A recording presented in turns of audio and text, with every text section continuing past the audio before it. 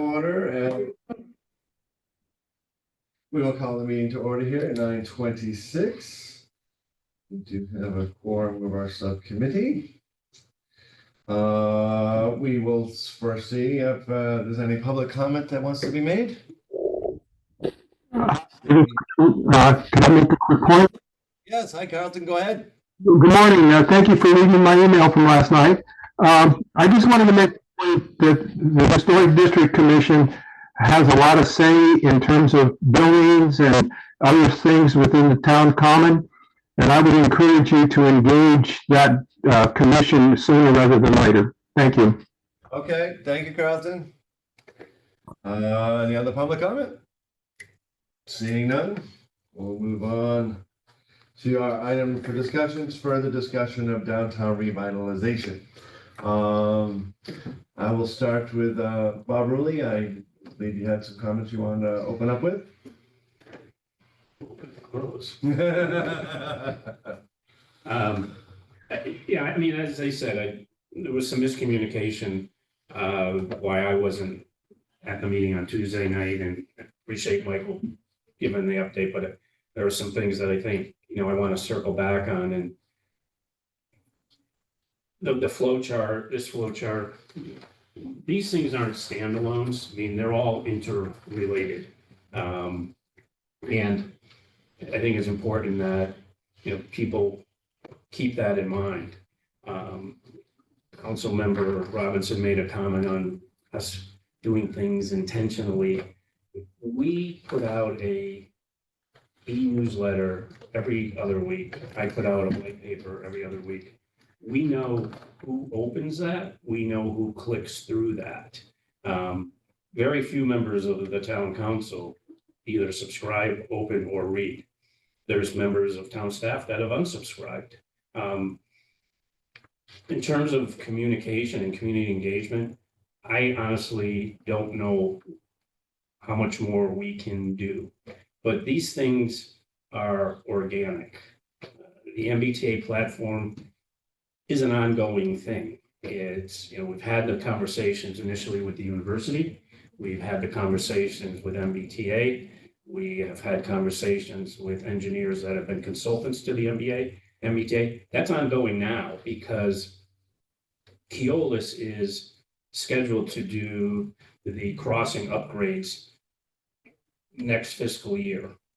And if we're moving the platform, they need to know that because of signalization and some other things. So are we going to move the platform next year? No, but we could be moving it in 2 to 3 years. But it's ongoing.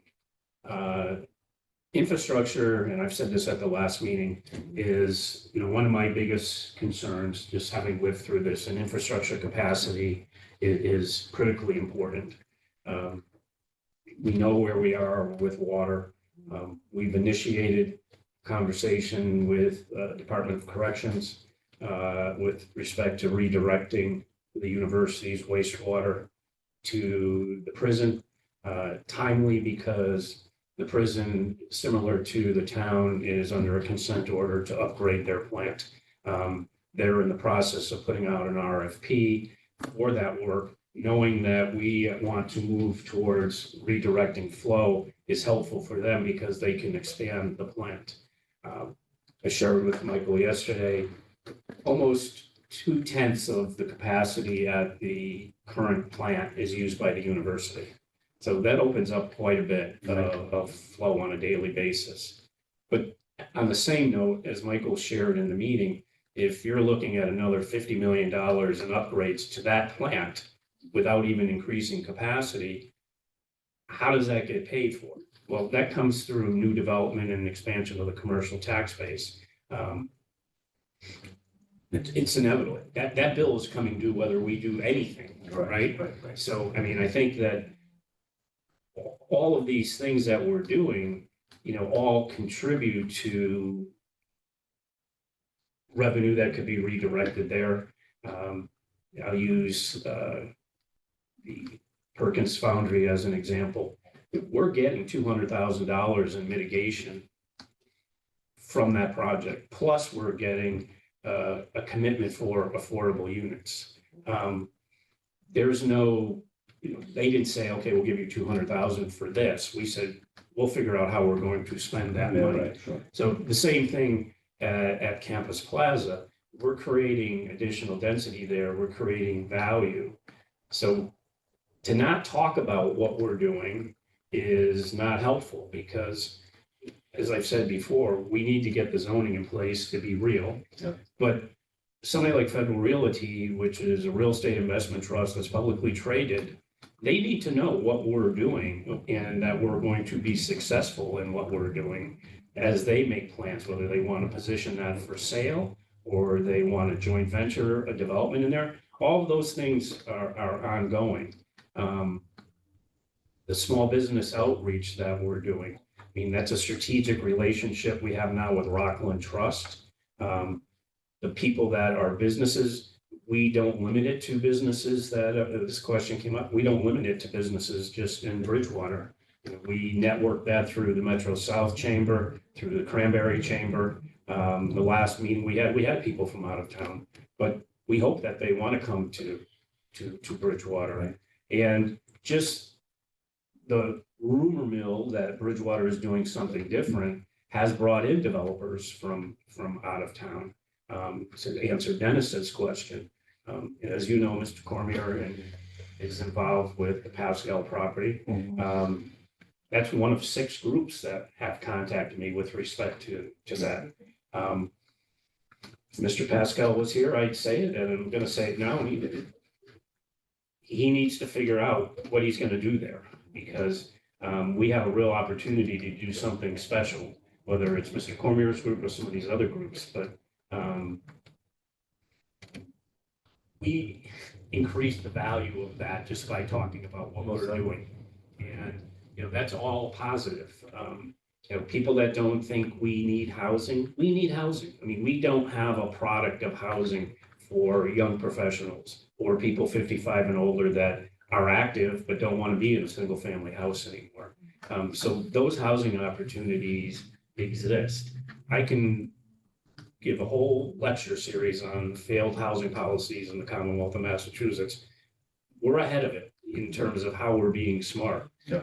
We don't have the ability, if you're building a 4-story building, to say we're automatically going to require that you have a percentage be mixed income.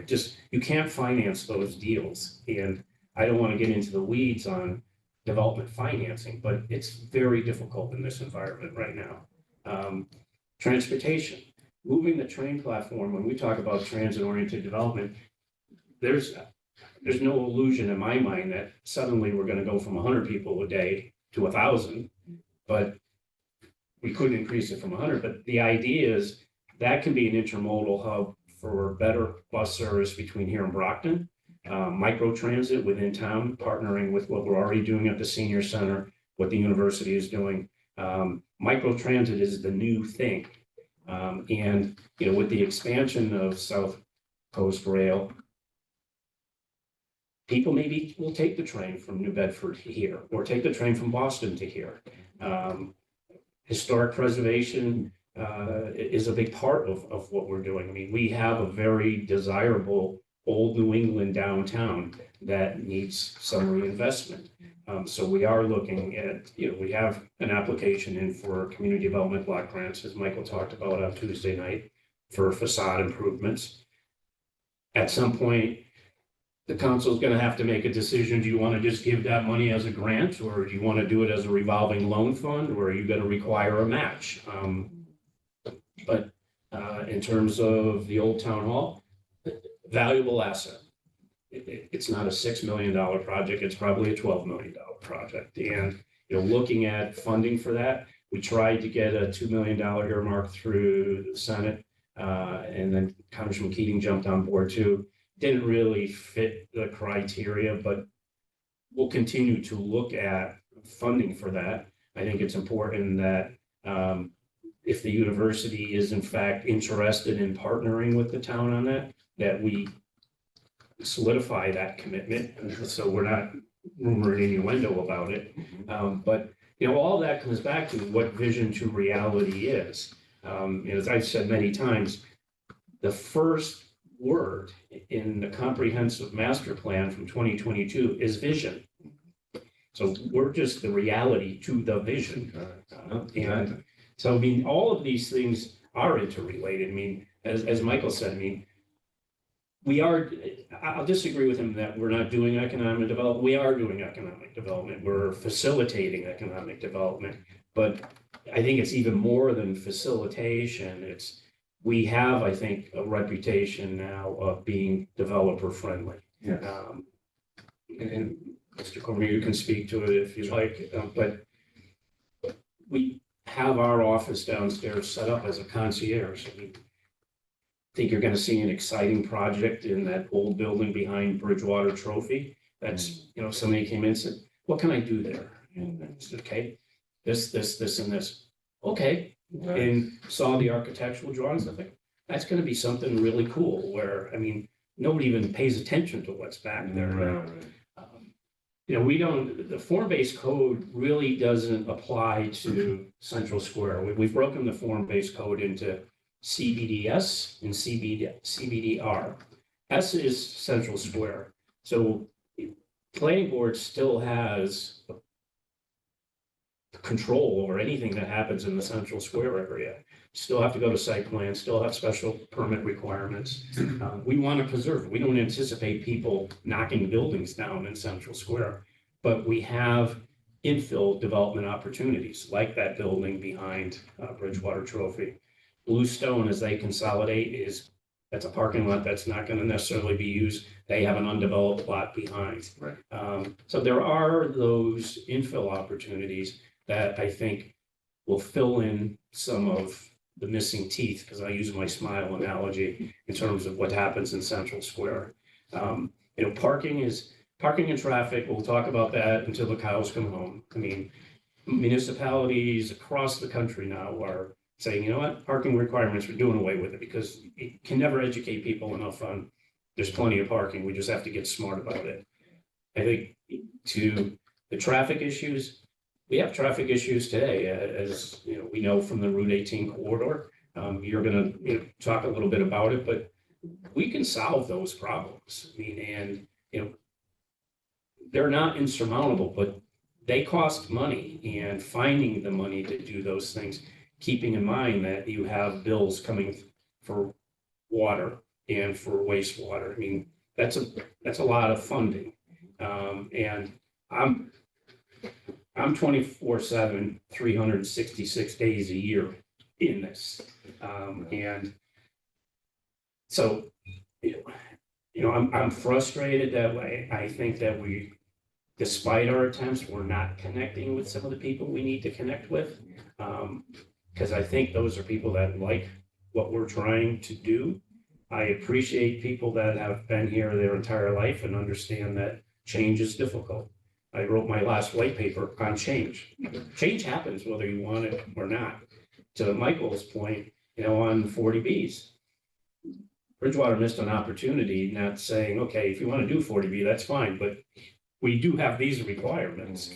And that's essentially what we're doing now. The form-based code is going to apply to the Pascal property. It's too late for Perkins, but Perkins is actually an example of how form-based code would have worked. Right.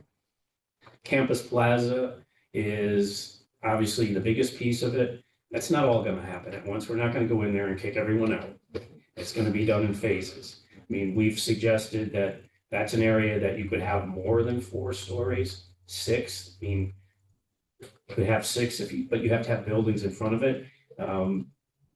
That's not outrageous. That's an opportunity if you give additional density where you can say, I have a requirement that you have mixed income housing. That's the carrot and the stick. The only other area that I see where you potentially could do 6 stories is a portion of the Spring Street lot. I'm looking ahead that MBTA owns that. We're not going to use that entire lot for transit-oriented development, but there's a potential that development could happen there, and the MBTA and their need for funds would be smart to ground lease a portion of that. The university has the corner of Hale and Plymouth Street. Michael talked on the cyber program. The cyber program now is a certificate program. There are actually people in the program now, going out and getting good paying jobs.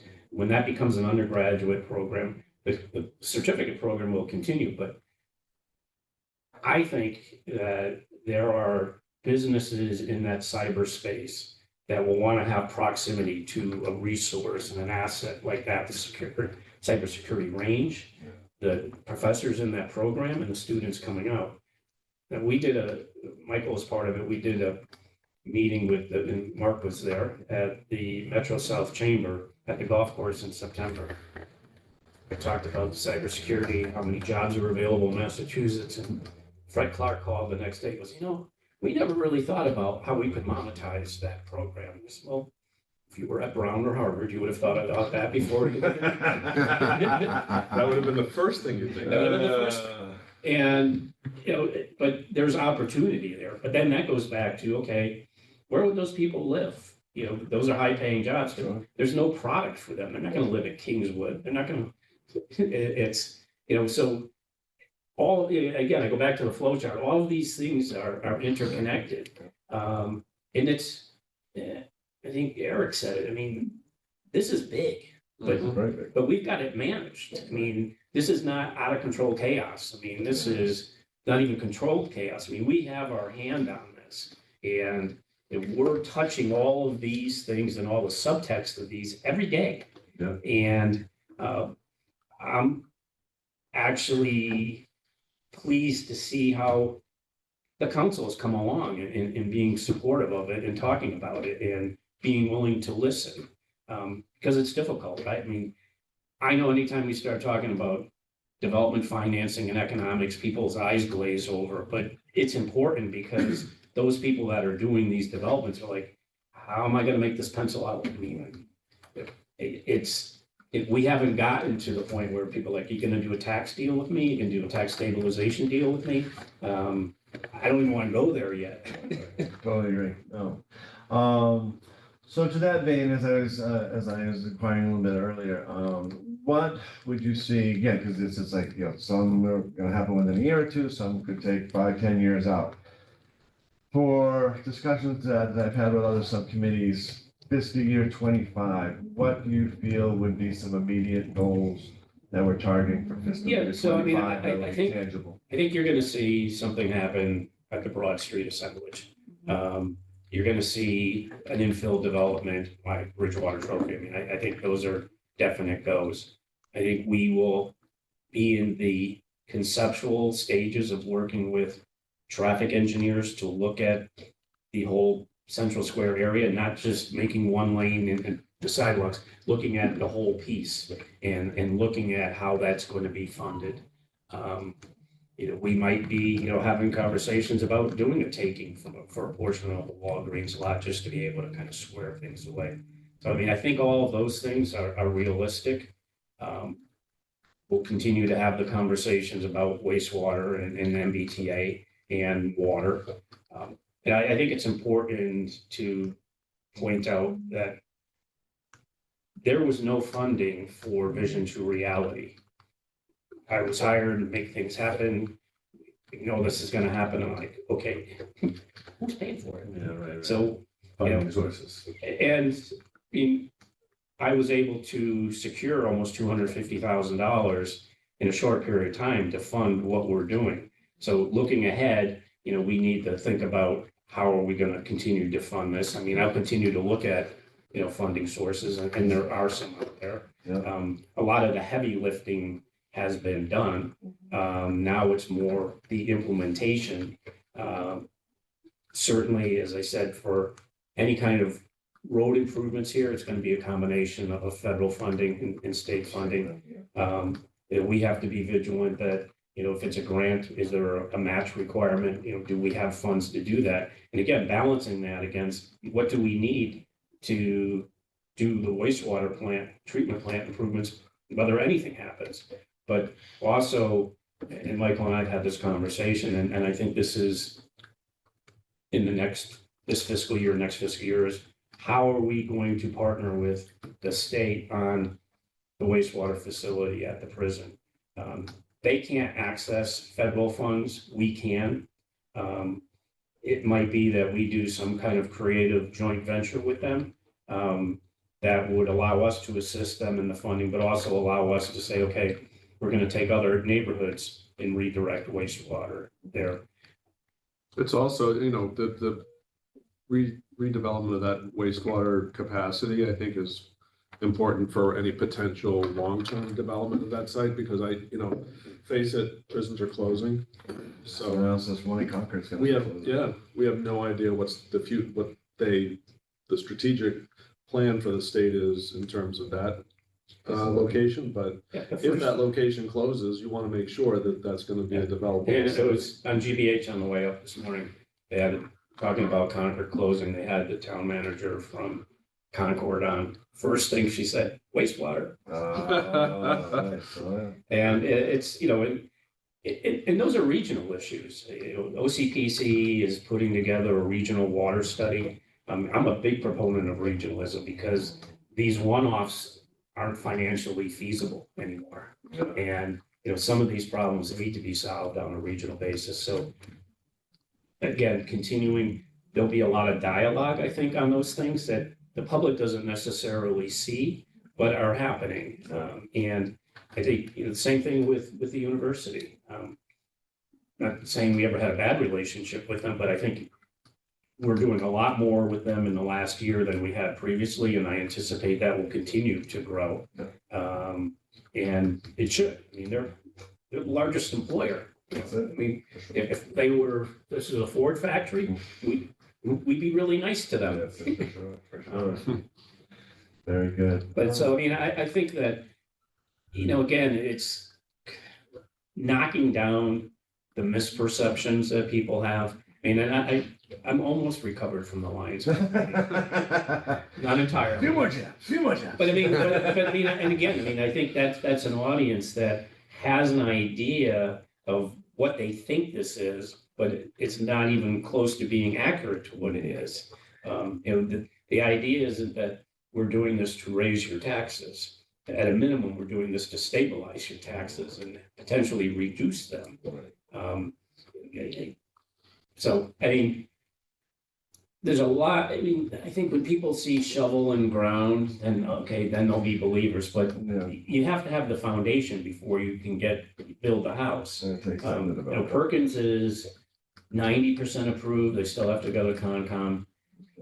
You won't see activity there until the fall, if that, because Perkins has to get rid of all the casts that they have there. Yeah. There's, some demolition that might happen prior to that, but they've got DEP sign off, but it's still a dirty site It's a that dirty they have to remediate. I think, again, I go back to the Broad Street property, that can happen a lot sooner than anything else. Yeah. And that will be positive. That will be a very big positive, but you're already seeing the D'Angelo site, people are like, well, D'Angelo's went out of business because business is bad. No, D'Angelo's went out of business because he couldn't get help. But they have that property listed for over $1 million. Jersey Mike's. It's, but Right. and that's people that are just speculating on the fact that we're a more business friendly environment right now. I look at the building next to Old Town Hall.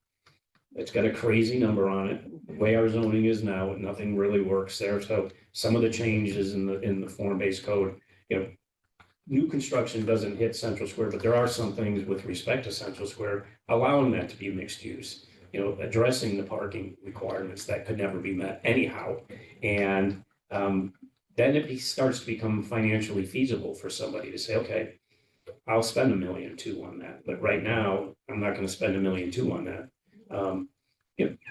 The real estate for the young lady and her wife that owned it, they sold it to one of their brokers, but they came in and said, we'd really like to do a real estate class for people who want to get their real estate license. Yeah, I can't do that because it's not handicap accessible.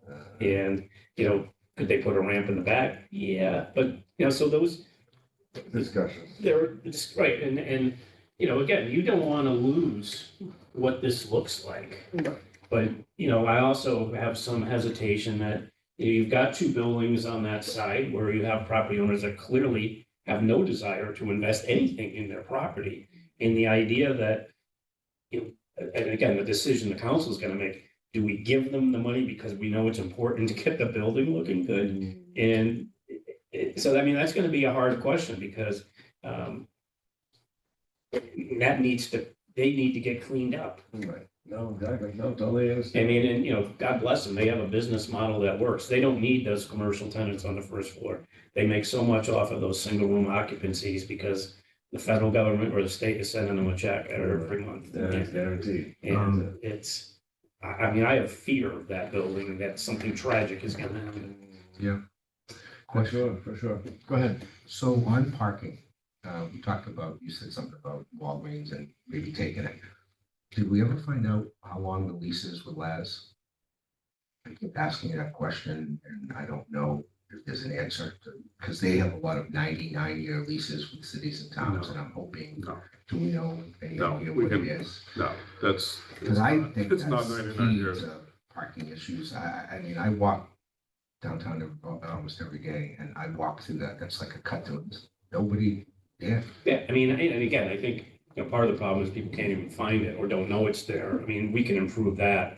I think that we've talked about when the fire station vacates that property. I mean, I think you've got an ability to do structured parking with ground floor, commercial, retail.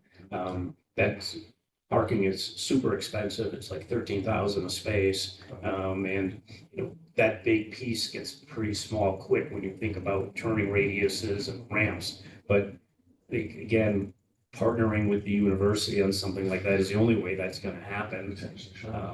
But also, you know, again, going back to, you know, regional issues, that's how you get federal money. I mean, feds would rather have, I can help 3 towns or I can help 1 town.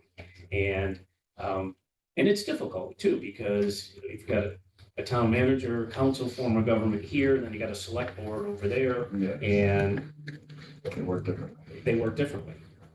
You know, I'll just say this last thing with respect to MBTA communities. I mean, you're seeing in Milton right now a huge problem where the select board approved their MBTA, their compliance with MBTA communities, and the town's like, yeah, we don't want to do that. So now it's going to a referendum in February to overturn what the select board approved. And they got 2 very impolite letters already from the Attorney General and from the Executive Office of Housing and Livable Communities saying, here's 15 programs that you're not going to be eligible for funding anymore. You know, Pretty much everything that wow. Yeah, anything that we do, you're not getting anymore. supports us. And you know, I think that you know, housing is, everyone has a definition of housing, but we have a housing crisis. And, you know, anyone who hears me talk, I hate the term affordable housing because no one understands what it is. But, and you know, that's a failure of the state and the federal government in terms of how they set That's right. income limits. But if, you know, if you're eligible for affordable housing, making 120% of area median income, well, area median income in Bridgewater is $115,000. I mean, are you really that challenged? Right, exactly. No, and even still with rates going up, houses are still selling. And you know, we're kind of, you know, just talking about, you know, the enterprise that if you're not reading it for births and deaths, then, you know, there's not much there. But we're like, we refer to it as we're in a media desert here. You know, we're between Boston, we're between Providence. You know, we have a governor and a lieutenant governor that they don't know where we are. Right. We don't get a, Neverland.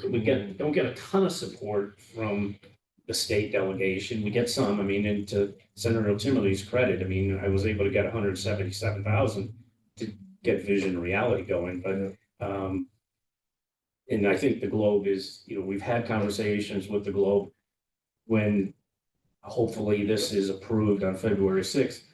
Bridgewater will be a story in the Globe in terms of not fighting legislation, embracing it. Right. And you know, that's a credit to the council and to the manager's office for allowing us to think out of the box.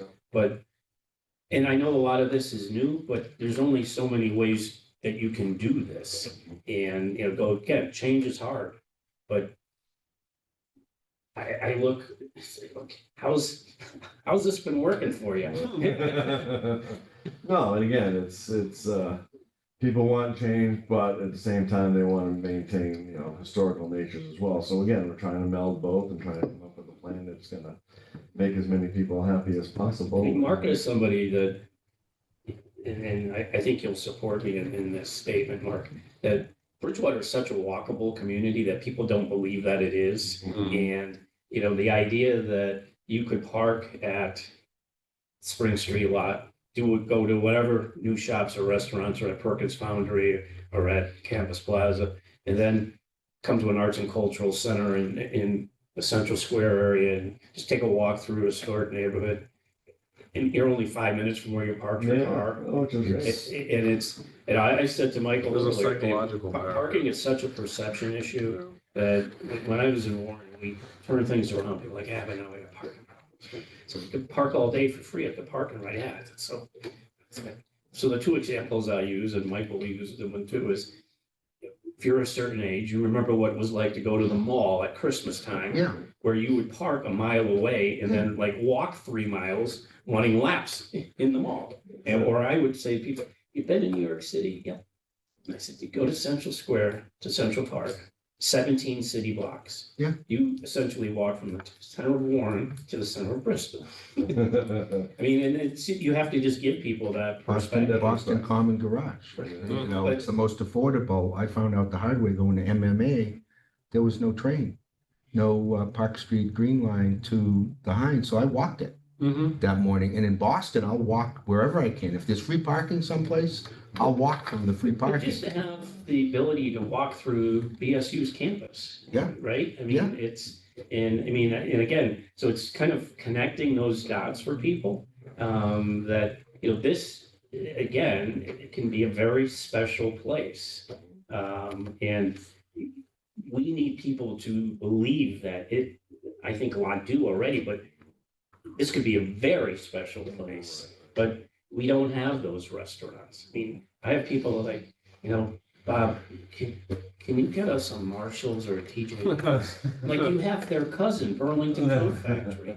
I mean, the big But the box short answer is no. Yes, the big box retailers aren't gonna wanna come here, and we don't want them to come No. here. We want those locally owned businesses, Right. those regional businesses. If one more person tells me that they love to go to Easton for dinner, I mean, Yeah. it's, The dinner thing is an issue. I was surprised when I came here because all the restaurants in Brockton closed one by one, all the traditional historic restaurants. So I go to, what is it, the Thai place? There were 2 across the Yeah. street from each other. Now we're gonna have 3 Mexican restaurants here. And it'd be nice to have something else. And the big thing is breakfast. I mean, we've got 3 coffee shops or 4 coffee shops now, but we don't have Brianna's, we don't have my sister, and people want to go. And Yeah. I feel guilty every time I leave town to go someplace and eat. I really want to we've been Yeah. tracking it. get me a GoPro and I'll go on a walk one day and I'll show people how easy it is to walk through this town, other than almost getting yourself killed. Yeah, crossing streets is. a Yeah, different story. other than that, I mean, But you've the got the, you distances? hit the But nail the on time, head. clock it type of thing and see if, how far you can go in 10 minutes. Bridgewater State, I park at the library, walk to the BSU library, then if it's really cold or really hot out, I walk the 3 floors of the BSU library just to get the steps in. But otherwise, I walk from my house, which is Michael's Landing, almost to the East Bridgewater line, to the center of town. It's 1.5 miles and it's a nice sidewalk. I still trying to figure out how East Bridgewater got those nice sidewalks on both sides of the street so easily over there, because they're really walkable. It's only 2 miles to the East Bridgewater Library. As long as I have a bathroom someplace along the way, I'm good. But to your point on Yeah. sidewalks, and going back to what new development can do for you, is that one of the things we've talked to the developers of Perkins is that we're acquiring that additional property by Stiles and Hart, Right. that would you put in those sidewalks for us? They're like, sure, we could do that. I mean, Yep. which again, That's the you know, mitigation you're looking for. that's, I don't want to have in the form-based code something that is so prescriptive that you will give us this. It's a negotiation. I mean, what do you need? And here's what we need. Right. And we can get there. Common ground. And, we did on that. I mean, and I know there's people that said, well, you should have more commercial retail. It would have been vacant, Right, oh, for sure. and it wouldn't have get financed. I mean, as more housing comes, there will be more retail. There'll be more commercial space. There'll be restaurants because there's people on the street. There's density to support it. And at a manageable scale. I mean, the most significant part of the form-based code in the redevelopment area is that, and this is the only significant change, is we're allowing for 4 stories on the road. It's got to be commercial on the ground floor, but you're expediting the approval process, that it's a technical review committee that is well balanced in terms of representing the public as well as the town. And I use the example of Perkins. 3.5 years for Perkins to get approved on a $48 million project is $1 million a year in additional financing. $1 million. A lot of money. And again, that's been obviously the hit to Bridgewater over the years, just the length of time it's taken to get the projects approved and the hurdles to do so. So this is certainly again going to streamline it and create And we have better. a 13-page checklist. You're right. It's not like we're cutting any corners or anything like that, but it's streamlining the process and it's making it consistent across the board for anything that I comes. mean, and if somebody doesn't want to do that, you can go the old-fashioned way. I mean, good luck. Yeah. But I mean, you can, but Right. but again, that checklist addresses, is your building going to be energy efficient? What are you doing? I mean, we got all those boxes checked.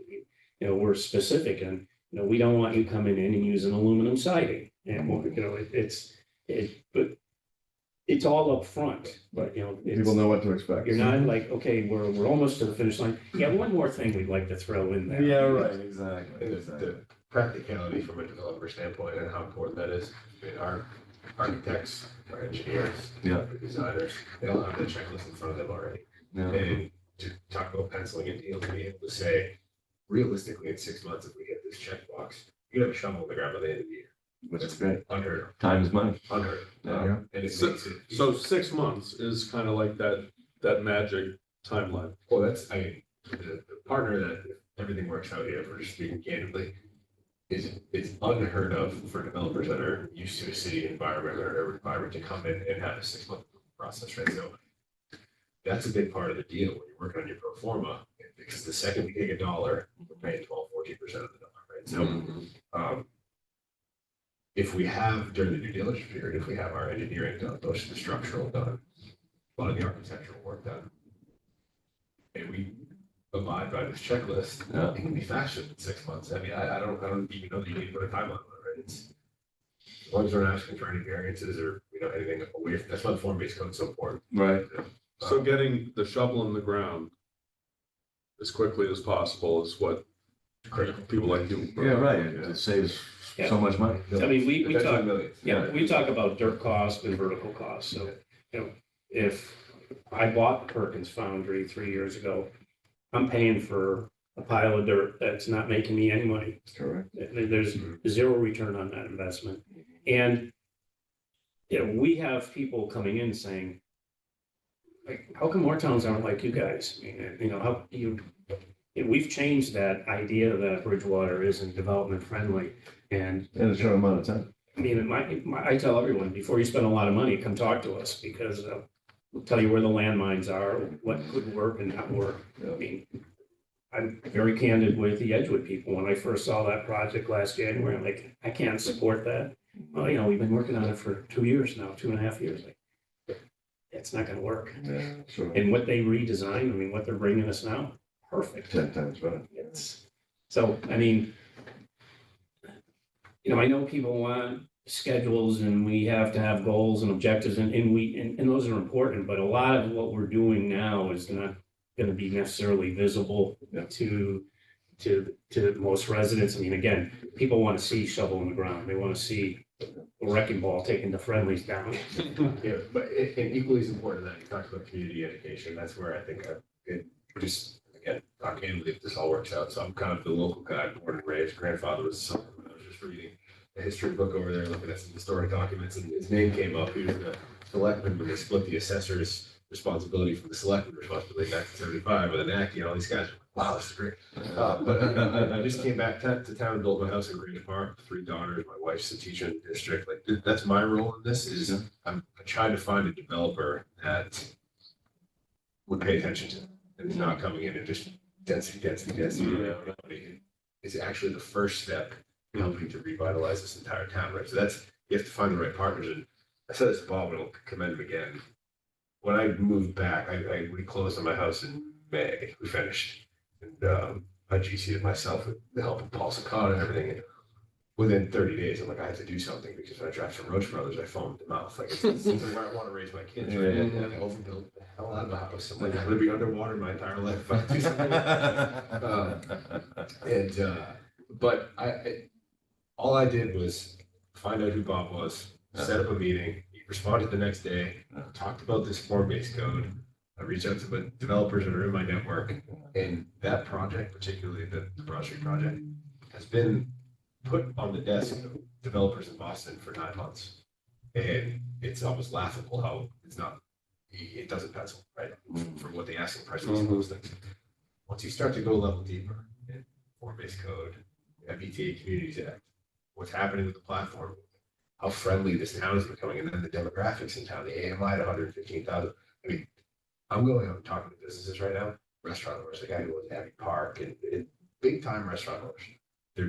Let me know. As soon as you have renderings, let me know. Wow. And Greg Ferroli, he's a Bridgewater kid, one of my very good friends, and I'm going to actually list his parents' house in a couple of weeks. But he's a big time commercial real estate broker. He works for District Advisors in Boston.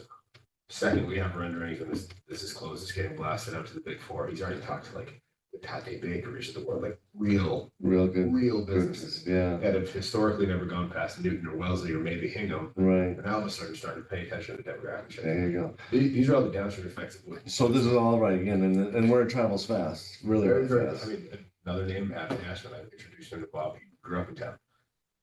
Great developer. He does a lot of like 3-family to condo conversions in Dorchester and South Boston. Yeah. Doing very well. Immediately I had a conversation with him. I'm like, you have to understand what's going on at home, buddy. Week later, he's at town council meeting with me talking about. That's awesome. And he's basically every property that comes available, he's interested in. So those are the types of things that when you start to talk about the downstream effect of all this work that's happening right now, people are starting to pay attention. And this can snowball really, really quickly when you hit that critical mass. Very, Yeah. I mean, I think that, I've had conversations with developers from Boston, New York, Connecticut. We're on the map. Yeah. And I mean, but we have to we don't want to be wide right. No, right, exactly.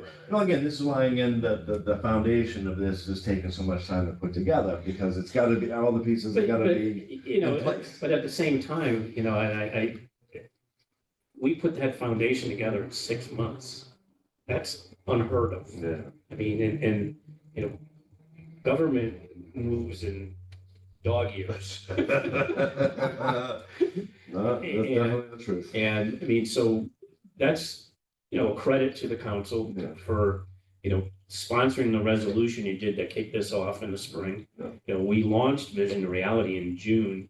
In February, we're bringing, significant zone change across the line and embracing MBTA communities. It takes communities years to do this.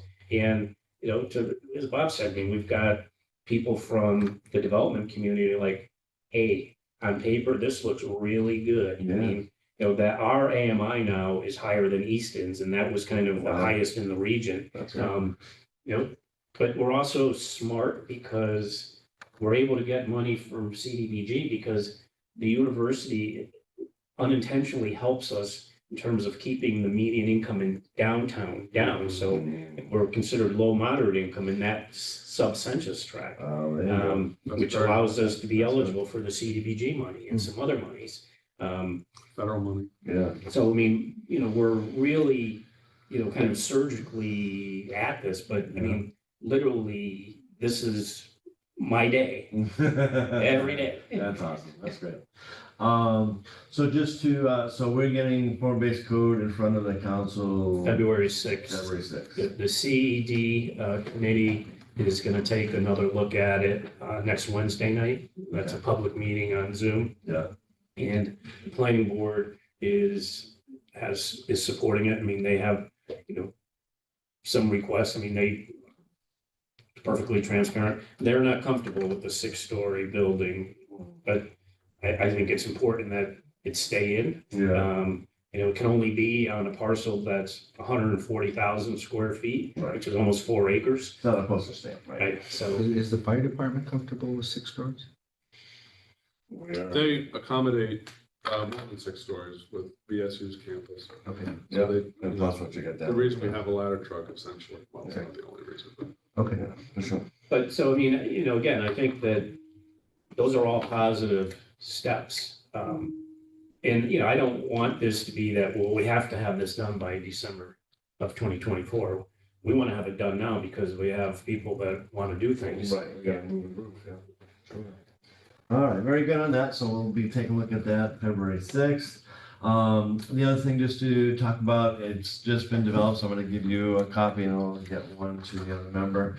We have a resolution talking about, the traffic pattern of the downtown. More just review for now, probably bring it up at our next meeting for a vote to pass on to the council. And then if you have any questions, concerns on it, we can take it up at the next meeting. But outside of that, I think that kind of wraps up what we need to do here today. Any other questions that you want to ask, Mark? No, I think I think it's all been covered. Kevin, I think at the February 6th meeting, if I can, and Michael can too, but I could probably speak to what the next steps are with respect to that as well. Okay, that's great. Let's plan on that then. So then, again, we'll review that as a committee, so we can pass it back on for discussion at the council level after that. That should time out well as well. All right. Michael, do you have anything else that you want to comment on? No, Okay. good. All right, guys, so I will adjourn this meeting here. I'll ask for an adjournment. Do I have a vote to adjourn? So moved. Second, all in favor? Aye. Aye. We are adjourned at 10:13.